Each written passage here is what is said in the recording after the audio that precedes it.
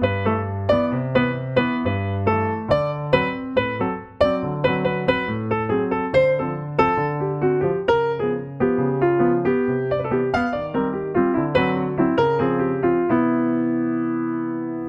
this is Thomas Gunther for PopJazzKeys.com.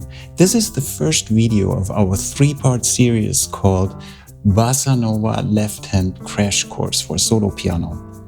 The ultimate goal is that you can apply the Bossa Nova groove to pretty much any song in a solo piano setting.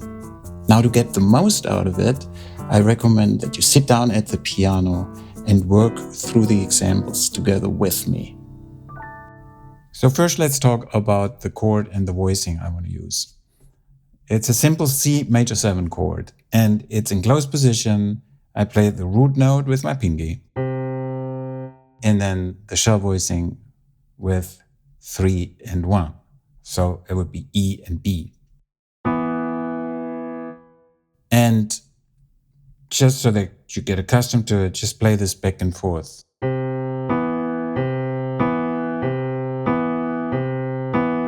You can do it in different keys.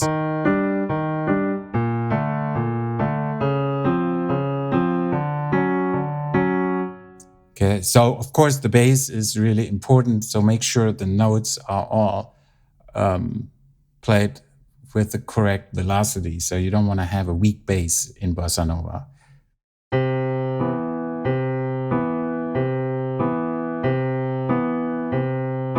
You can hold that bass note, you could do that.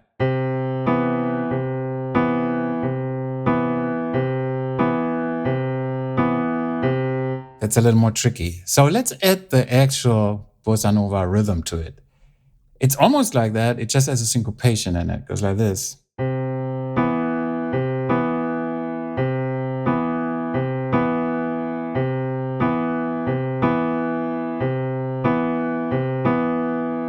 Okay, now you could play the first half of the bar just like this. And then the second half of the bar, you keep the bass note down.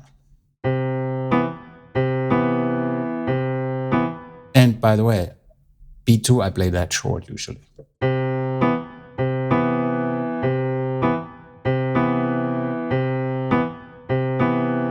Now, to make it a little more interesting, since it's a major 7 chord, you can alternate between the major 7 and the 6.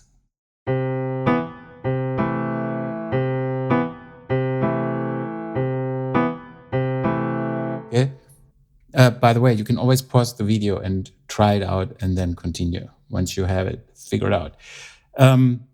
Just to practice this in every key is already very effective.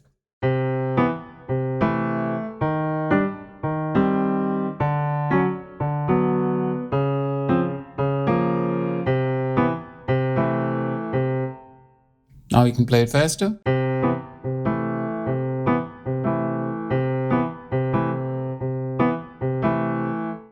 Okay, I'm going to add one more variation, and that's in the bass.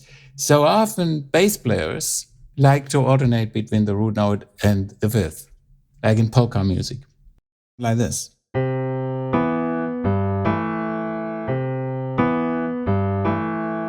Okay, now again, the length of the notes make all the difference. So I'm going to go like this.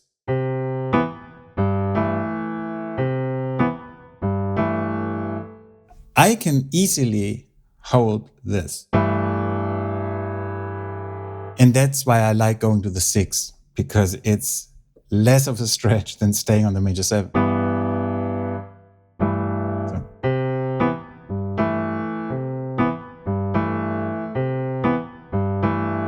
That's a nice rhythm, right? Okay, now there are other variations, so we can add one more hit in there that goes like this.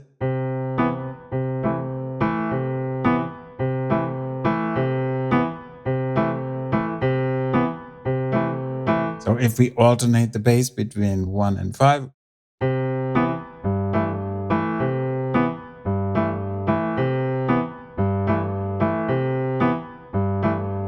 I think that sounds already pretty cool. Okay, there's one more thing I want to talk about, and that is when the voicing gets too low, what are we going to do then? So here it sounds great. What about here?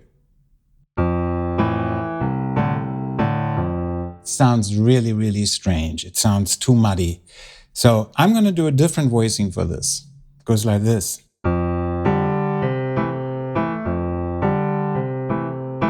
So when I go back and forth between C and F, it looks like this.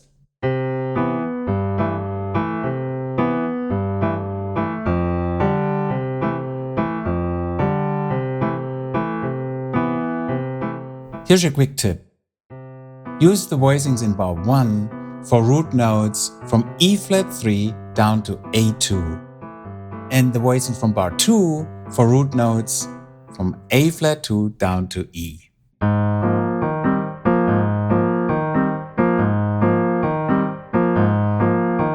So I don't know if you noticed that I did something a little bit different with the rhythm here. The trick is to anticipate the downbeat of the second bar. So it's still a one-bar pattern, but it goes like this.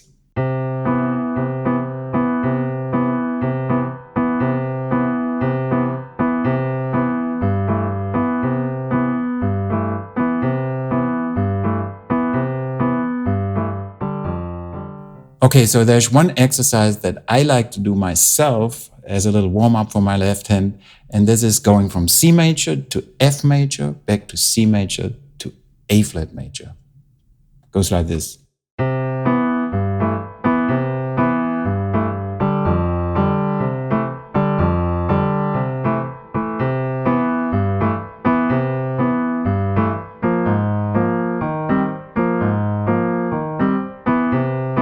To make it easier for you to practice all this, I created a free video companion PDF. You can download it using the link in the first comment below. Happy practicing!